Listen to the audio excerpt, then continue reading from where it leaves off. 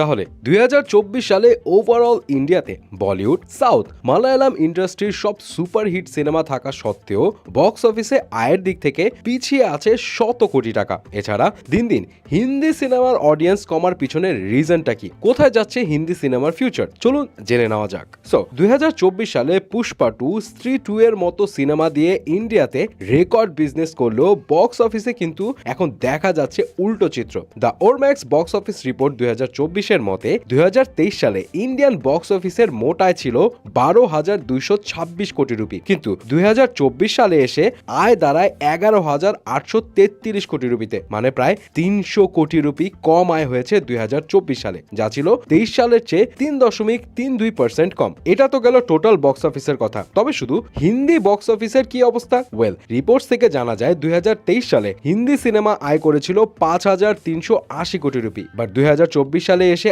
আয় কমে দাঁড়ায় 4,679 কোটিতে, মানে প্রায় 700 কোটি রুপি কম আয় করেছে হিন্দি সিনেমাগুলো।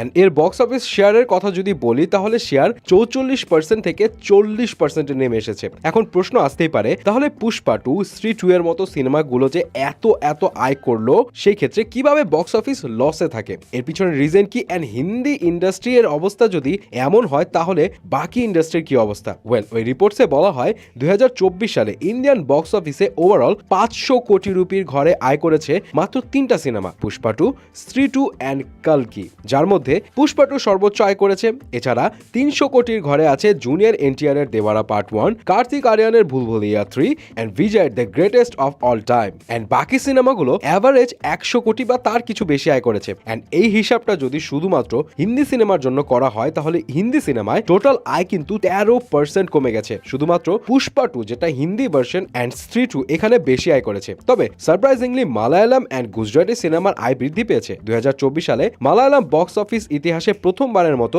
1,000 কোটি রুপি আয় করেছে, যেটা আগের তুলনায় 100% রাইজ করেছে। এন্ড গুজরাটি সিনেমায় 66% বৃদ্ধি পেয়েছে। এছাড়া তেলেগু সিনেমায় আয় বেড়েছে কয়েক পার্সেন্ট বেশি। এখন এই আয় কম বেশি হওয়ার পিছনে রিজনটা কি হতে পারে? ওয়েল, মিডিয়া রিপোর্টস থেকে জানা যায় ইন্ডিয়াতে 2024 সালে গড় টিকিটের প্রাইস কিছুটা বেড়েছে। যেমন 2022 এবং 2023 সালে টিকিটের প্রাইস ছিল 119 রুপি থেকে 130 রুপি, বাট 2024 সালে এই প্রাইস দাঁড়ায় 134 রুপিতে, যার ফলে হল মালিকারা লাভবান হলেও হলের অডিয়েন্স কিন্তু কম ছিল। যেমন 2023 সালে যেখানে হলে 94.3 কোটি দর্শক ছিল, সেখানে 2024 সালে 88.30 কোটি অডিয়েন্স ছিল, মানে আগের তুলনায় 6% কম। এন্ড এর রিজন হিসেবে বলিউড ট্রেড অ্যানালিস্ট তানানা দাস একটা ইন্টারভিউতে জানায় 2024 সালে এমনিও কম সিনেমা রিলিজ করেছে, যার ফলে স্বাভাবিকভাবে আয় কমেছে। বাট দেন এগেইন কন্টেন্ট ভালো না হওয়ায় বেশিরভাগ দর্শক মুখ ফিরিয়ে নিয়েছে। সো আগে থেকে কত আয় হবে, কোন কোন স্টার কাস্ট হবে, এসব না ভেবে ভালো কন্টেন্ট প্রয়োজন, তবেই সিনেমা